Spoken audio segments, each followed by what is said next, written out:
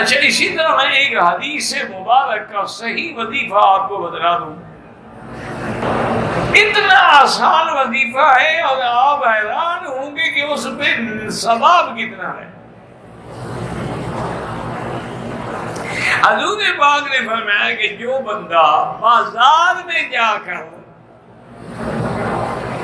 یہ کلمہ کہے لا الہ الا اللہ وحدہ لا شریک لہ لہ الملک ولہ الحمد یحیی ویمیت وہو حی لا یموت بیدہ الخیر وہو علی کل شیء قدیر. 1,00,000 نیکیاں لکھی جاتی ہیں اور 1,00,000 گناہ معاف کر دی. اب دیکھیں کتنا آسان وظیفہ ہے. بازار میں جا رہے پڑھتے جاؤ.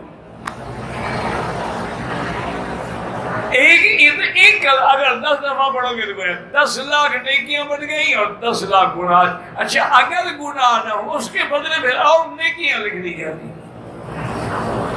گناہ ہوں گے تو معاف ہوں گے نا, گناہ ہے ہی نہیں. تو اللہ تعالیٰ اب یہ اتنا آسان. اچھا لوگ غافل ہیں. حالانکہ صحابہ تابعین اولیاء اللہ کبھی کبھی بازار میں اسی لیے جاتے تھے کہ جا کے ہم اس ذکر کا فائدہ اٹھا لیں اور حضور کے فرمان سے نفع کمائیں. تو بازار میں جانے کا مقصد ہی ان کا یہ ہوتا تھا کہ جا کے اللہ کا ذکر کریں. کیونکہ سب سے بری جگہ جو ہے وہ بازار ہے. تو جب آدمی اس بری جگہ پر آ کے اللہ کا ذکر کرتا ہے تو اللہ اس کی درجات کو اور نیکی کو بڑھا دیتے. اب اتنا آسان وظیفہ, نہ چلا کرنا پڑے, نہ ایک پاؤں پہ کھڑا ہونا پڑے, نہ قبرستان میں جانا پڑے, بازار میں جا رہے. ہمارے بڑے ایک مہربان تھے شیخ احمد عمر بالبی, میرے والد صاحب کے بڑے عزیز اور محبوب شاگرد تھے.